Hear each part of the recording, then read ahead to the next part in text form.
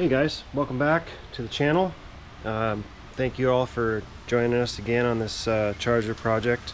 It's going to be a long project. However, as some of you may know that have done this before, everything seems to take forever. And especially if you're after quality work, that just adds another layer to the process. So since this car is for me, I'm not getting after it every single day because I have other stuff that is paying money in the way. So I'm doing this as much as I can when I can, and but yeah, still in the sheet metal phase. I'm actually done with the interior of the car, or the passenger compartment. Got the floors in, all welded in, and all the welds knocked down flat. So I've moved on to this front core support bracket here. Got it all shaved up and mocked into place. Got all my paint and rust removed where it's going to go. The company's US Car Tools.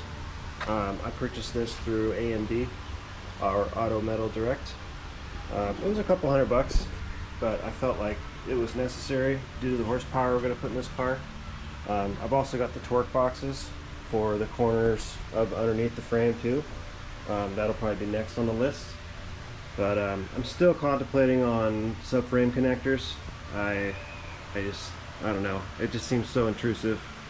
And while I believe in them, I'm just not sure I want to make that modification, just due to the value of these cars. And I'm just not sure if I were to sell it, it would be something that every buyer would be happy about. So I'm still thinking about that.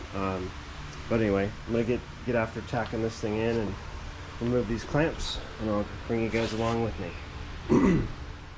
Wanted to also mention on this bracket here, or this reinforcement, is you gotta make these provisions for the existing screw holes in the OEM core support. I can't remember what they go to, but I want to keep those to be usable. And then also in the directions, it actually says to remove this. There's a little bracket that lands right here and here, and it goes from this little brace right here down. So I did remove that, but it did say in the directions that you could put it back. So again, I can't remember what that ties into. You experts probably know better than me, but I did save it, and after I just kind of demangle it, I'll put it back. So just thought you guys might like to know that.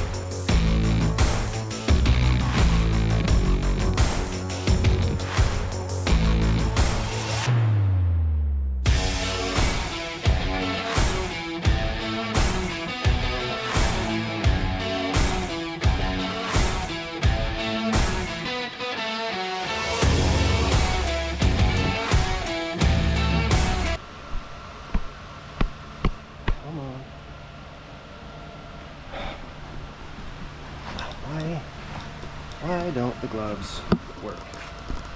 There. Tack welds. There. See, I went through each dimpled eye. I'm sure all you welding experts will have something to say, but that's alright.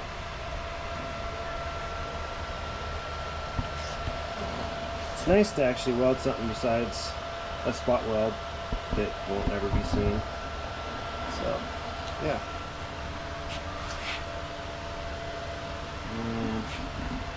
And here you can see it kind of steps past the original core support here, and yeah, it's pretty cool. Just adding more material there so that the car won't flex as much. That's the whole idea. So, in case you didn't know.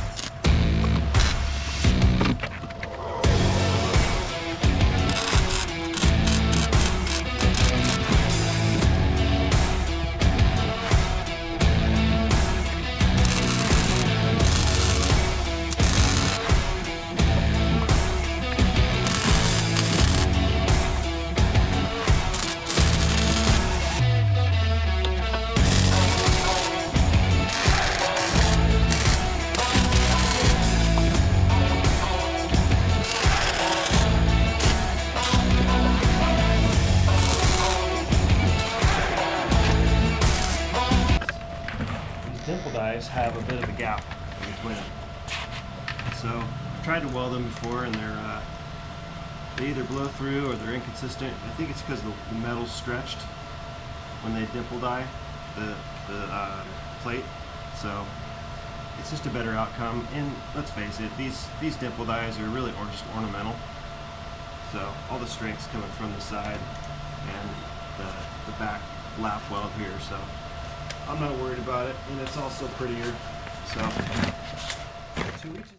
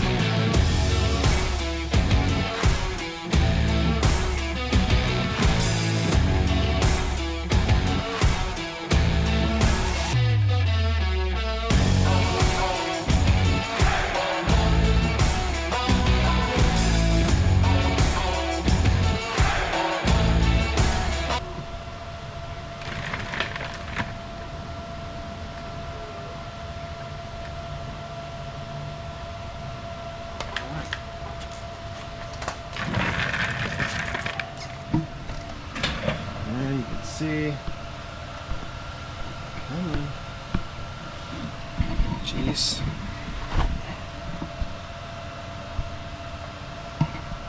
Alright, some bird shit there. Get some ornamental stuff. Not too bad. And out of the corner. Yeah. And then I stitch welded in here. This will all be covered up anyway, so I won't be mad about it forever. Hey guys, so I made an executive decision to replace the splash guards behind the front wheels. It looks like someone's been jacking this car up by those flaps for years and years, and I actually spent some time on the passenger side, and I just never really was happy with the outcome. And then what put me over the edge to replace these things was that my torque boxes actually weld to those splash guards on one of the corners, and I'll show you. But you can see these are the splash guards that I'm talking about, and they look fine up here. Actually, this one's pretty good actually, but under here is where they get all boogered up. And like I said, it looks like somebody's been jacking the car up, just being lazy. I don't know. It is what it is, and it's mine to deal with. So, but I wanted to kind of give you guys a little helpful tip on these spot welds. So when you're releasing them, what I do, and everybody's got their own little technique, but what I do is I take like an 1/8 inch drill bit and I go right through the center of them, and what that does is it catches the arbor on the tip of the spot weld cutter, this guy here, and there's not a drill bit on this particular model. Let me focus here. It's just looks like the end of a large needle, I guess you could say, and it's spring loaded. But these little cutting wheels are reversible, and so I actually ran out of the other tips, so I'm using these hole saw types. So you can see it's kind of like a little mini hole saw. So what I do after I drill it, it basically captures the needle here and keeps it on track. It does waller a little bit, but it does the job, and you can actually, most of the time you can actually hear the two layers separating. It goes snap and it catches you off guard, but it's also kind of satisfying as well to hear. So but let me show you underneath how bad they look, or at least the passenger side.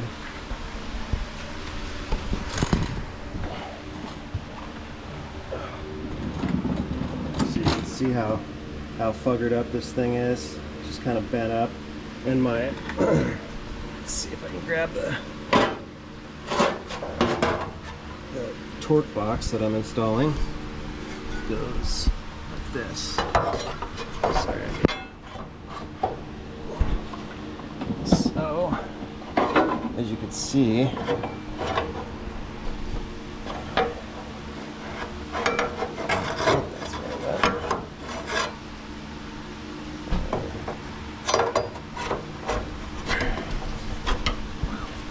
well, they need a little feathering, but you can see here how this straight edge of this plate from the torque box is going to marry to this piece right here. So I just didn't want to have it look bad. I'm already a terrible enough welder as it is, so I need all the straight I can get. But yeah, you can really see how different it is. So so that's the best. That's a good side. And these things are pretty cool. US Car Tool makes them. I actually bought these through Auto Metal Direct.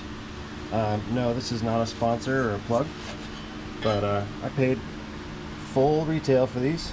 So, but they're really nice pieces. They do need to be massaged to fit, because these cars have some tolerances, if you want to call them that. But yeah, you can see my shoddy patch job. It looked like someone put a bottle jack through right here. So this one's the worst, but I really just wasn't happy with it. So I'm already replacing a lot of stuff on the car. I figured, what the heck, what's another $100 in the grand scheme? It seems like AMD, I spend at least $1,200 every time I shop there, so yay. So anyway, more holes, and that's the outcome after the spot weld cutter goes through them. So, and there's some more. So anyway, that's the update for today. See you tomorrow. So I finally broke down and bought one of these after seeing these commercials on face something, and thought, what a cool idea. And other option for cat just missed the top. What a great alternative to sandblasting, which I'm super skeptical of. Not to the process, but I'm more skeptical to the people that operate those things. Once they warp your panel, it's like, hey man, sorry, now you need a new charger quarter panel, which you can only get one side these days for right now, until the rest show up from China. So I like to do everything in-house as much as possible here, except for building transmissions and those kind of things that I'm just never have done. Doesn't mean I won't ever do it, but anyway, long story short, I broke down and bought one of these things. The unit itself is like 225 bucks. And then they have an option to buy 4 other drums with it. I believe it comes with 2 or 3 drums in the box. I went ahead and got 2 of these guys. The ones it comes with are like Scotch-Brite material rolled up into this, and then they have kind of a flap type of arrangement on the bits, but this is a 40 grit, and literally not even exaggerating or embellishing, but this took less than 30 seconds, and it's on 2, power level 2. So that should tell you how good these things are. But so I don't have any experience using it other than that, but I will be doing it here in a few minutes. I'm gonna get my respirator on. I'm gonna start busting ass on this thing and getting it stripped down and uncovering these lies here, which I'm hoping aren't too many lies. But hey, it's a 69, you never know what people hid. But the worst of the floors, I mean, the floors are all done, and the back floor pan is good to go. So yeah, so it's looking good. Well, for those of you who don't know how to do this, I have to remove this tail panel. I was in denial at first, of course. I'm sure you guys have heard me say that before, but I really didn't want to replace this due to the cost. But turns out I can't get my trunk pan in there through this hole. It's just not big enough, and there's no way to put it through there because I didn't take the inner fenders out. So I've resorted to removing this tail panel. I did buy a new one and a balance panel as well.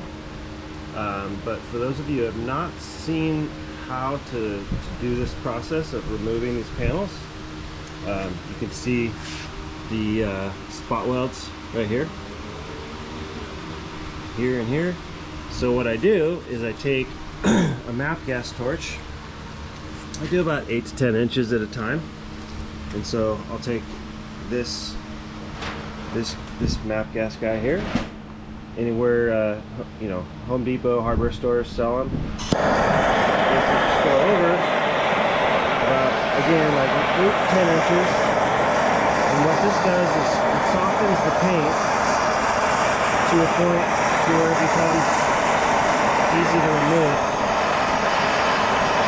And again, 8 to 10 inches at a time. Trying not to breathe it. And then I get a soft wire wheel, not the hard braided ones. Those have their place in restorations, but I believe the slower speed soft bristles actually are more effective.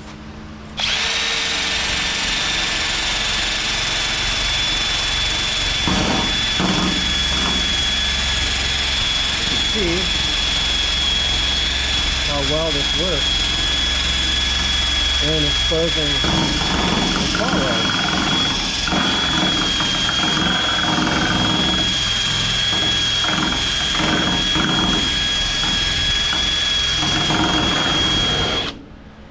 Like that.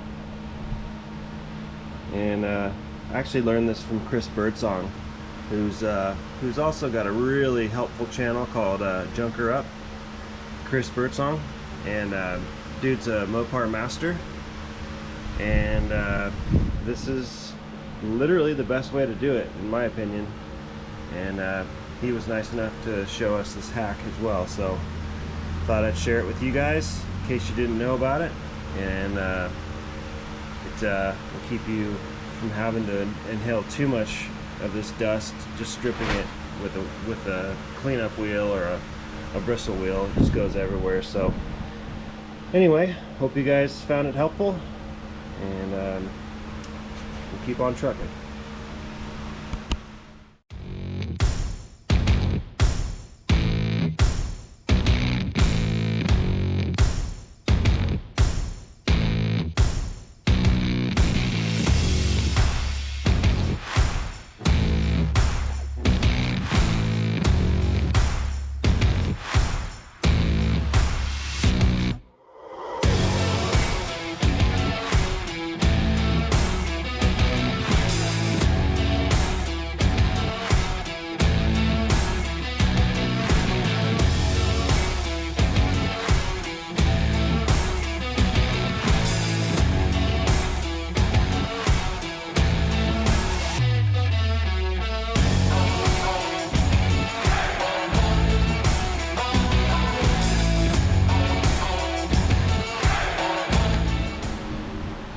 just want to be clear. You guys, some of you experts probably know and can tell that I've never done this before. Worked on a charger, that is. It's always been on my short list, but my familiarity is very limited. I've been doing a ton of research on how these cars, go together, what makes them up, how to decode VINs, all that sort of stuff, because I'm just fanatical about stuff. When I need to do something, I just buckle down and study it. But one of the most important recommendations I could give you from one newbie to another is don't start taking stuff apart until you have the replacement panels first in hand, because when you look at this stuff, it can really show you how everything goes together and what gets welded to what. So you can see, obviously, there's a hole right here. That looks like something that you weld. These are obviously, you just saw me removing the paint from the bottom of these guys. This is upside down. So those guys, and then I haven't quite verified how much this gets, but it looks like a flange to me, so it's probably going to get a hole every 3 or 4 inches.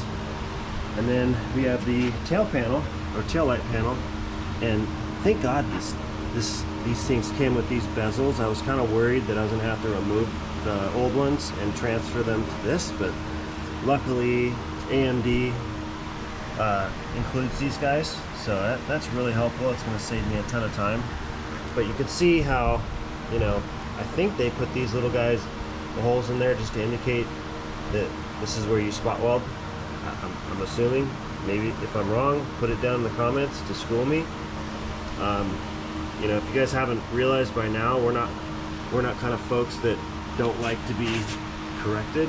We enjoy the corrections, and a lot of you have reached out and said, hey, that's supposed to be like this or that, or your exhaust hanger's wrong, it's in the wrong spot, or all that stuff we love. So by all means, we're not too proud. Let us know if you see something going south here, so it'll save me a ton of work. So but yeah, that's the best recommendation I can show you so far, because let's face it, this doesn't happen overnight. So, and these panels are very, very expensive. So that's my rant for today. So back to work. So it's a new day here at McDaniel Motorsports. I have just gotten done removing the tail panel off the charger. Came off relatively easily. You just got to find those spot welds and separate the seams. But here it is. There's that's the good quarter panel, and I actually bought these guys too. I knew those were rotten. I have these guys as well. Got that. Got the plenum. This is the quarter panel I'm worried about, and unfortunately AMD has been sold out of these for, I think, as long as back when I started this project. So I've been resisting the urge of just yanking it off. I know a lot of my subscribers have said, just yank it off, I do this for a living. Well, I don't, and I pay for my parts. So and I just don't like throwing away perfectly good sheet metal. So I mean, if you look at the back of this thing, yeah, it's scaly down there, but in my opinion, hopefully a patch panel will work, but I'm starting to have doubts after pulling this tail panel off. So anyway, oh, and by the way, you have to take your tail panel off in order to fit a new trunk pan. So I, in my infinite wisdom, thought I could probably remove this panel and somehow, but no, didn't work. So yeah, and I'm not taking the package tray out because it's just fine. So anyway, so yeah, I've got this this panel just sitting in here. I just put it in. So I'm going to do the tracing on the bottom that I showed you guys in our in the floor pan video, but I'll show it to you again for those of you who have not seen that video. So, get my paint pen to wick up here. So, what I like to do is basically just trace everything here and indicate that that's the side I'm gonna be spot welding, just so I don't get confused, because I'm old and I forget everything.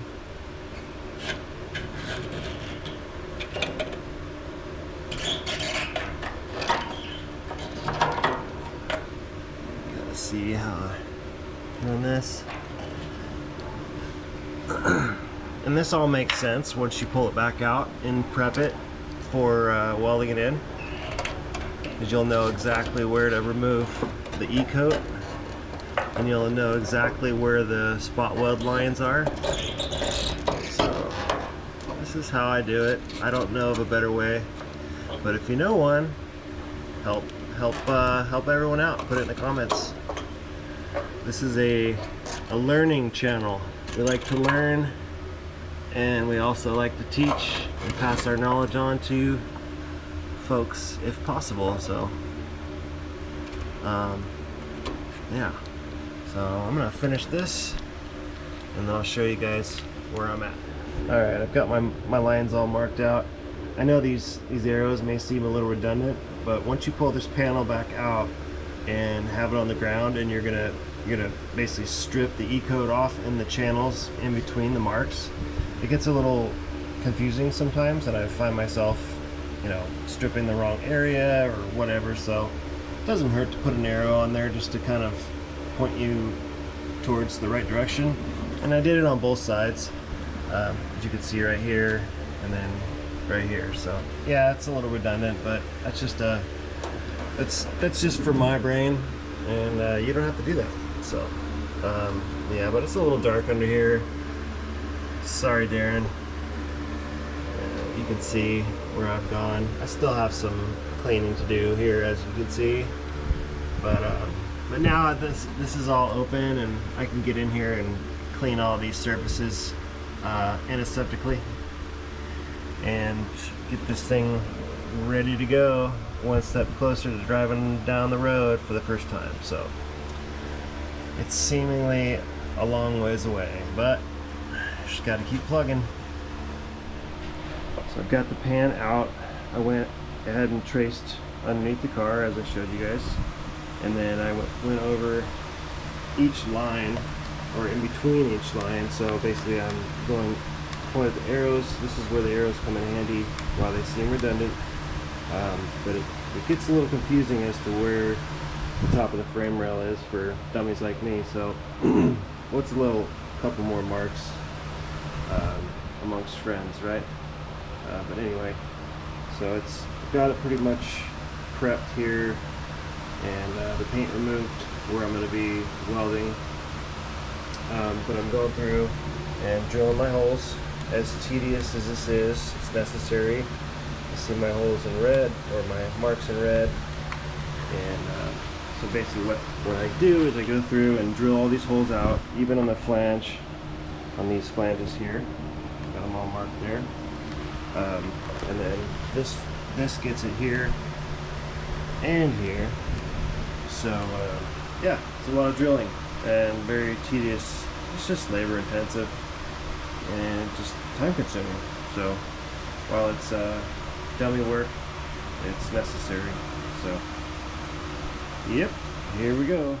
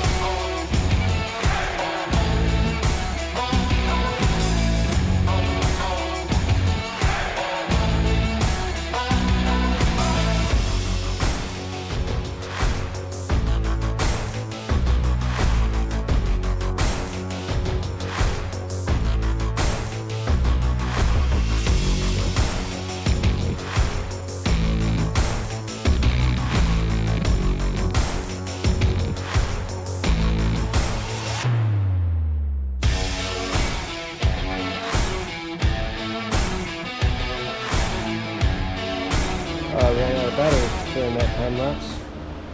But anyway, last holes have been drilled. Yeah, it's a lot of holes. But you know, the thing about metal is that you can, 2 or 3 zaps of the MIG gun and there's no more hole. So it's really not the end of the world if you drill holes in the wrong spot, or even if you put a row in the wrong spot, God forbid. I have yet to do that, because that's why I put all the lines. They kind of guide me as to where I'm going to put my holes, and then I go through with a paint marker and mark them, and it works for me. You guys might have another plan, but anyway, that's what it looks like. I'm going to grab my favorite tool, the band file, and knock the burrs off each one of these holes. So I'll be right back. Here's a little demo of what I have to do with each one of these guys. Just knock the band, or knock the boogers off one, or you